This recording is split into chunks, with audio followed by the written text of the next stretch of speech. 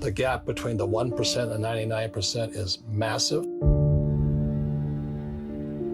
Can it be saved though? Do you think it can be saved? No. You don't think it can be saved? No. There's no chance it can be saved? Zero.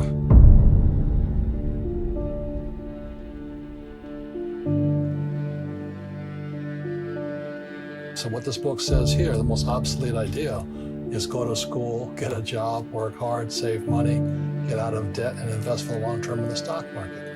See, why would you save money when they're printing trillions of dollars? Why would you invest in the stock market for the long term when you have HFT, high frequency trading, and the Dow's at 18,000? So what do you do?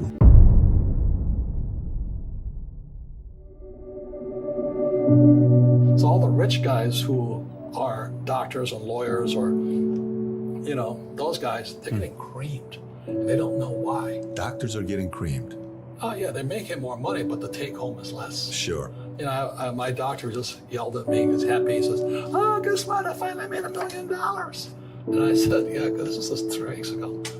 And so I said, "Yeah, well, how much you pay in tax?" This is 2014. He says, $750,000 in taxes. So his net was about $400,000. That's not bad. But when I make $1 million, I keep $1 million. And the reason is because I don't make it by working for money. See, if you work for money, you're taxed. So that's why lesson number 1 in Rich Dad Poor Dad is the rich don't work for money. What we do instead is we create businesses as entrepreneurs. We acquire real estate.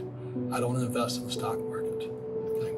So the reason is because as entrepreneurs, I have more control over my income, how much I make, and how much I pay in taxes.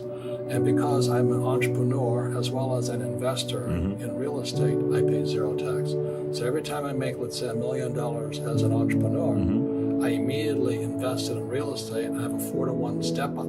So I put $1 million in real estate, I get $4 million from the bank. That's why I love banks. But the banks are screwing everybody else. You know, terrible, but it's good for me. If we know it, why are we printing money? Because people don't understand history. See, when you look at history, anytime a country printed, they corrupted the money supply.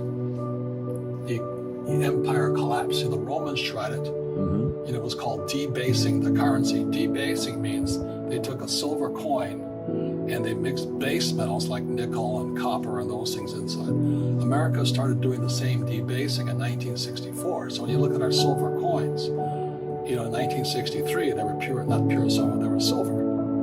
And in 1964, you go, oh, what's that little copper tinge there?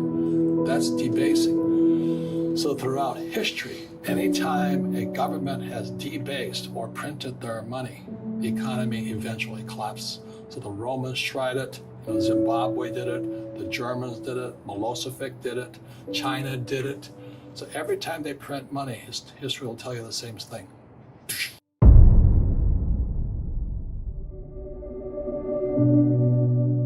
In every one of us is a poor person. There's still a poor person inside me. You know, I still go to the supermarket and say, oh, Crest is on sale or Colgate's on sale. There's also a middle class person, and the middle class person wants security. They want that steady paycheck. And there's a rich person. And they're all inside of us except that it's not taught. You're taught to go to school, get a job, and get a paycheck. You're not taught to how to get rich. If you read Rich Dad Poor Dad, my rich dad refused to pay me. He said the paycheck was one of the most damaging things you could take in your life. He says the moment you take a paycheck, you're an employee.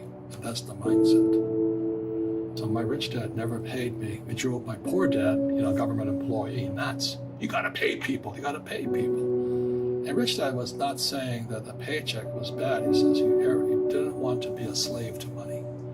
So as an entrepreneur, you know, if Rich Dad folded, I just started another company. I don't need a paycheck. I don't need anybody to take care of me.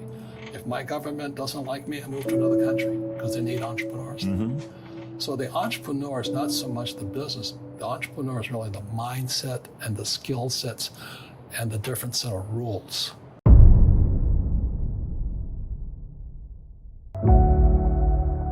Can you elaborate on that willpower a little bit, on what you meant by that? Yeah, it's also called the entrepreneurial spirit. But what we were actually talking about was there's no such thing as a bad economy.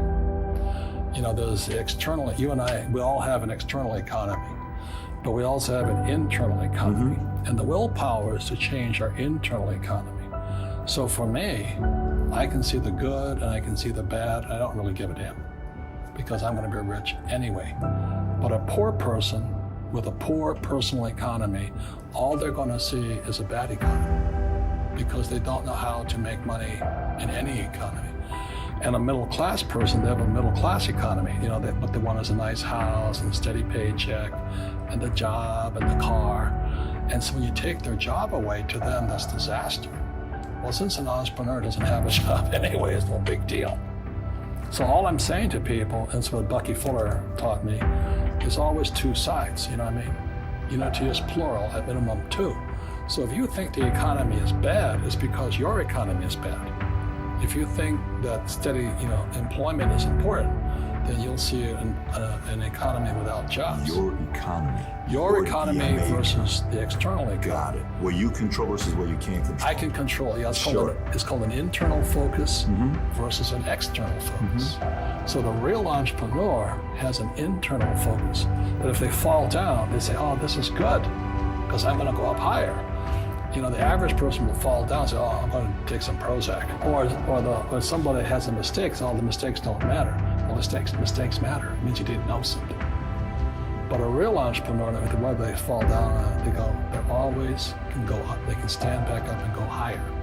And no matter what happens to them, they get stronger and better and smarter and happier. But a person with a weak internal mindset is that they're so afraid of what happens, it generally happens. Like people who are afraid of losing their jobs, they generally lose their jobs.